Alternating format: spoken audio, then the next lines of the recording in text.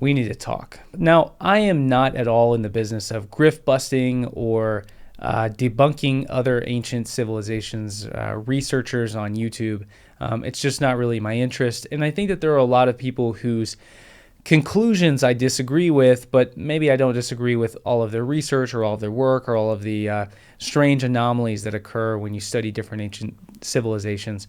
But I think that the majority of people are pretty genuine. And so, with that, here are my thoughts and my responses to Billy Carson's comments on the ancient Mesoamerican cultures of the Aztecs, the Maya, and the Teotihuacanos. Doesn't connect at all. And initially, when I started studying the mines about 15 years ago, Okay, so I just want to stop you right there. Anybody here who is interested in the Mayans, one of the most foundational pieces of, I don't know, knowledge that I can give you is something that he should know if he's been studying the Mayans for the last 15 years. And it's that the people of that Mayan area are called the Maya, Maya. They are the Maya people, and sometimes referred to as the Mayas, but never referred to as the Mayans. It is Mayan language, Mayan calendar, but everything else is the Maya people, the Maya ruins, the Maya civilization. There is no Mayans. And so if he's been studying the Maya for the last 15 years, that's like the most basic thing that any researcher would know. I mean, if you're speaking to an expert in the ancient Maya, like Dr. Ed Barnhart, who's a close friend of mine, you're never going to hear him say the word Mayans. It's not a problem for somebody who's not an expert. It doesn't really matter if you're not an expert, but if you're this guy and you're about to say what he's about to say, it's pretty important that you know how to properly address this culture. when I started studying the mines about 15 years ago, I was like, man, this is really bizarre. Like these incredible structures are here. I know that it takes a high level of understanding and technology and consciousness to be able to construct and become a master architect to even design and build out these things. But at the same time, I'm studying how they would sacrifice virgins into wells, hoping that it would rain, and they were cutting people's hearts out, and people would, play this ball game, and if you won the game, they'd cut your head off. And I'm like, wait a minute, this doesn't make any sense, And so they would even kill kids. They would like sacrifice children, and I'm like, something's not adding up. Okay, so a lot to unpack there. He's right about the Maya being master architects. I mean, gosh, you look at their about 2,000 years of architectural feats. I mean, every single city that you go to is unique in its own way. Every single city has a new layout, has new temple designs, has new murals on the temples. It's just amazing. But then at the same time, he says, how could a culture do this? And at the same time, throwing virgins into wells, which I don't even know where he gets that from. And that they're, cutting people's heads off. The winners of the Mesoamerican ball game are being sacrificed, and they're sacrificing children. There's a lot to unpack there. Let's start with the ball game. We don't even know how often the winners or the losers of the Mesoamerican ball game were actually sacrificed. It probably really wasn't that often. When you go to the Jalapa Museum in Jalapa, Mexico, I was just there maybe a week and a half ago. There is an entire wall that displays these basalt, highly, highly polished, beautiful Mesoamerican ball game trophies, and basically they depict the belt that would have gone around their uniform, but it's a stone version of that. These were trophies that were given to great ball players. So how do you become a great ball player if you die after you win your first game, right? So it obviously doesn't make sense. It's pretty similar to the myth that every gladiator who lost was killed in the gladiatorial games. It's just not true. I mean, how is that even sustainable? you have an entire economy built around people who want to watch these games. And obviously, the gladiatorial games in Rome were very important. The Mesoamerican ball game all around Mesoamerica was extremely important. It was obviously extremely popular. So you would have people coming in from all of the local cities. You'd have all the markets set up in the middle of town. And you'd have people there to watch their favorite players and teams.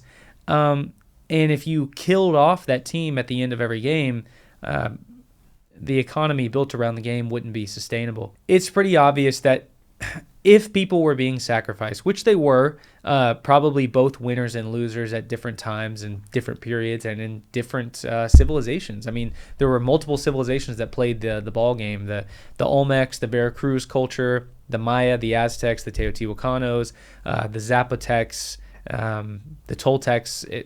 They all participated in it. So it's not like it's totally over exaggerated. It's not like every single time you won, you had your head cut off and you were sacrificed. It was probably for huge events and huge processions that happened occasionally. And when they were sacrificed, it's thought that this was an honor. I mean, these are people. I said this.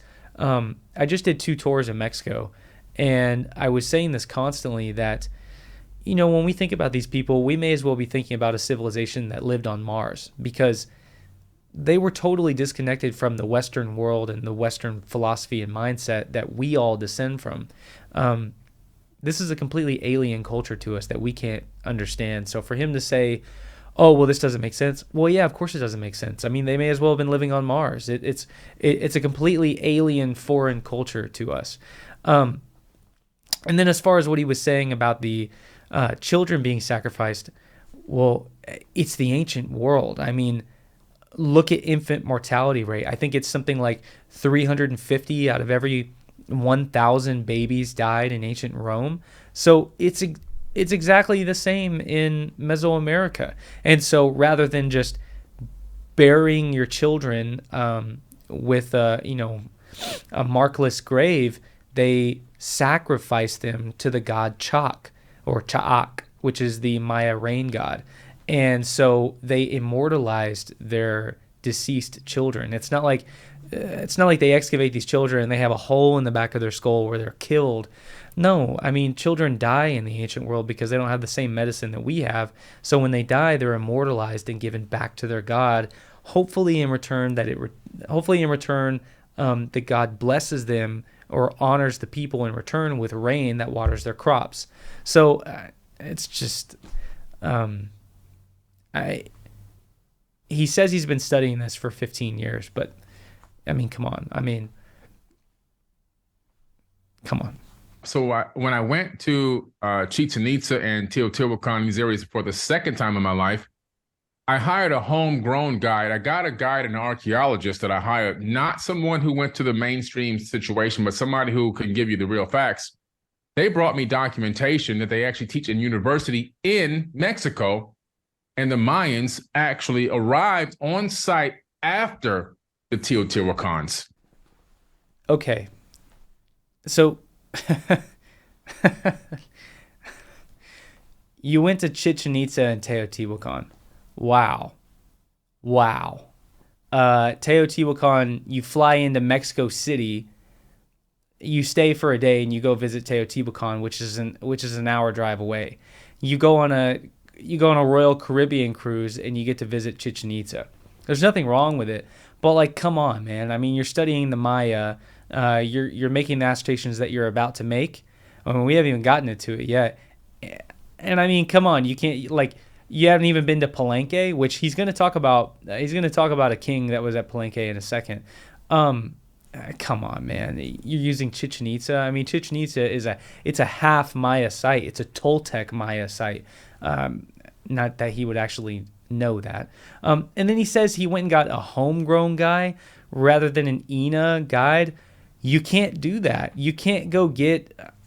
Come on, man. You can't go get a guide that's not with the international or with the institute or the National Institute of Anthropology and History in Mexico to tell you about Mexican history. I mean, INA is an excellent organization. And then so he's gonna give you the real facts of what? Based on what? What's he going to tell you? And then when he tells you that he said that the Mayans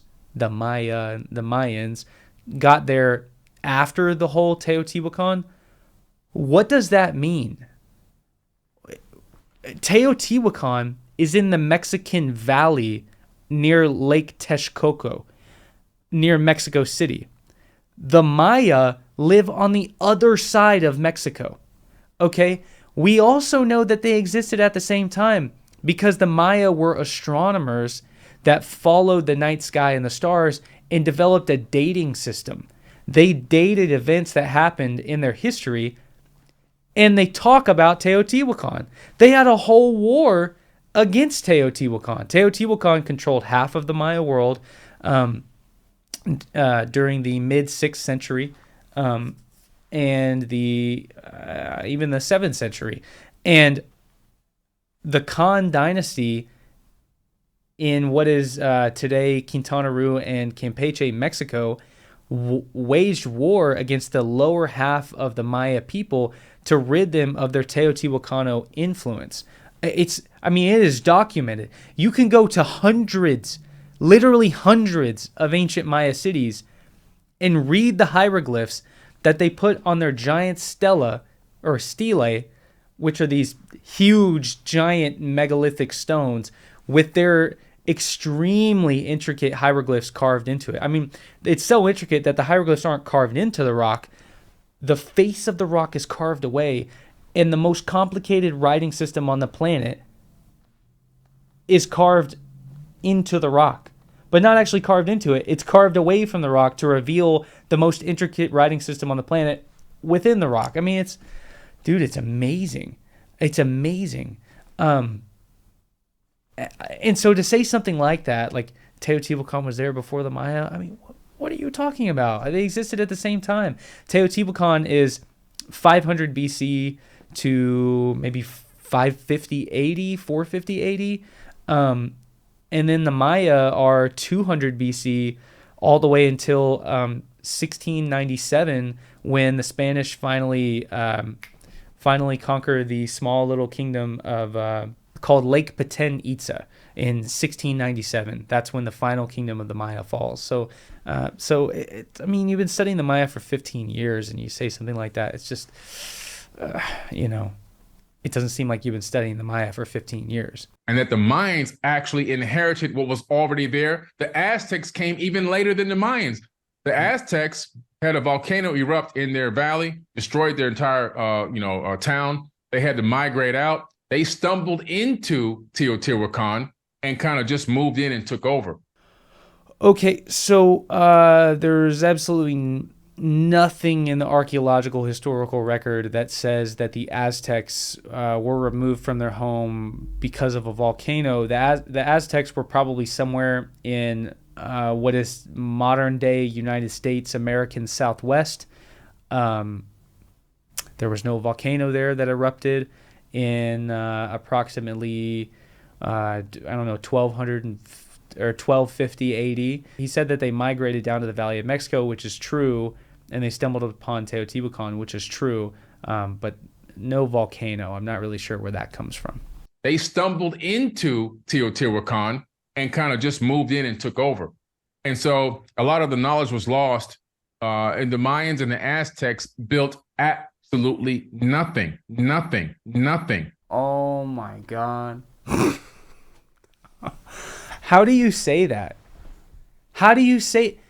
You've been studying the Maya for 15 years and you say they built nothing?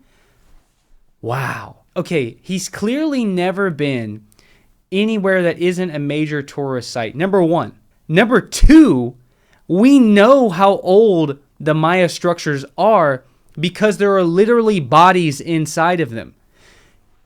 You can cut a hole straight into a pyramid. Almost every pyramidal structure all around the Maya world, there's no doors, there's no chambers, there's no hallways. The pyramid was built on top of the body, stone by stone, placed on top of the body. You can go in there and carbon date the bodies, but you don't even have to do that because in front of a pyramid, there will be a stela that will tell you the date of when this happened. The Maya have their own dates. We can align the Maya calendar and the Maya dating system to our current dating system. It works perfectly. We know exactly when these pyramids were built because of the bodies that are literally inside of the pyramid. There's no way to place a body in there after the fact because it's stone by stone placed around them. And it's thousands of pyramids. Thousands. He says a lot of things about Egypt that I wouldn't really make a comment on. I know a lot about Egypt, but I'm not as knowledgeable as I am in Mesoamerica. And so when I hear him say this about Mesoamerica, and I've spent weeks down there with the native people. I mean, the Maya people didn't go anywhere. They still live at the bases. They still live at the base of the hill or mountain region where the ancient temples are built on. I mean, you just walk down the hill and there's a Maya village still there. I mean, everything that I have, all these little artifacts that I have around here, they're not like Chinese-made souvenirs. These are made by real Maya people. They still exist today. They still speak the Yucatec languages today, or the Mayan languages today. So to say that they built nothing, and he even makes a comment. Maybe it's somewhere in this video or it's somewhere else where he'll tell you that they even teach it in the universities, and that Mexicans will even tell you that they built nothing. Wow, I mean, he's never been anywhere other than maybe Tulum, Chichen Itza, and Teotihuacan, and had guides who, just like the guides at the pyramids of Giza, if you're into aliens, they'll talk to you about aliens all day. They'll tell you that they're aliens. They're playing you when you're at these big sites. I mean, it just shows that like the last 15 years of studying that he's done of the Maya. I mean, dude, it's like in 18 minutes of me just rambling, like I've already completely shown that you don't know what you're talking about when it comes to Mesoamerica. So let's continue, see what else he has to say.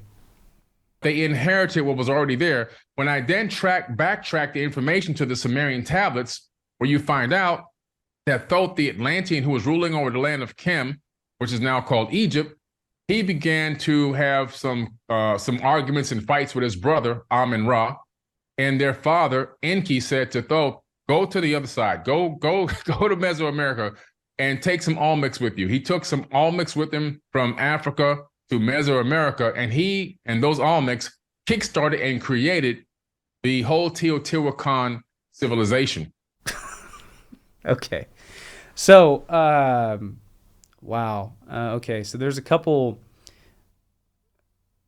So the Olmecs did not start the Teotihuacan. Okay, not even going to go there yet. He said when you go back and you read the Sumerian tablets. What?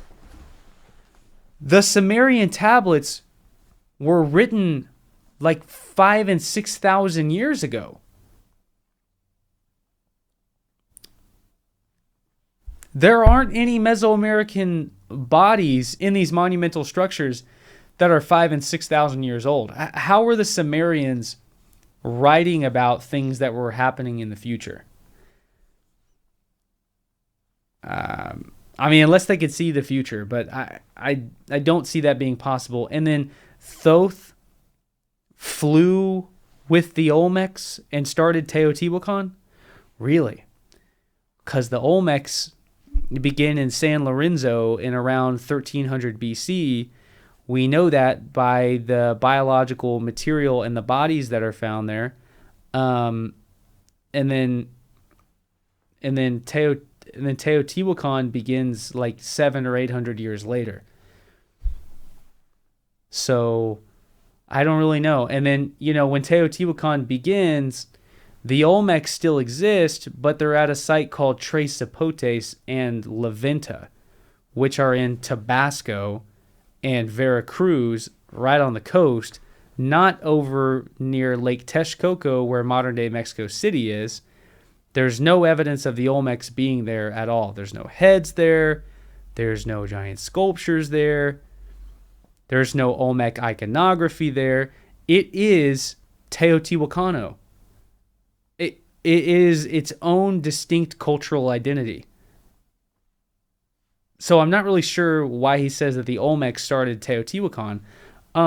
Furthermore, we have bodies from inside the structures of Teotihuacan. There's a man called the Tlaloc man, or the Tlalocan man, who was found in the temple of Quetzalcoatl, which is, so you have the three structures that look, they look like they're aligned to the constellation of Orion. They really do, and they really might be. These are amazing cultures. Here's the thing about Mesoamerica. It's so incredible that a guy like Billy will look at it and say, oh, well, it has to be this lost Atlantean civilization because it's that incredible.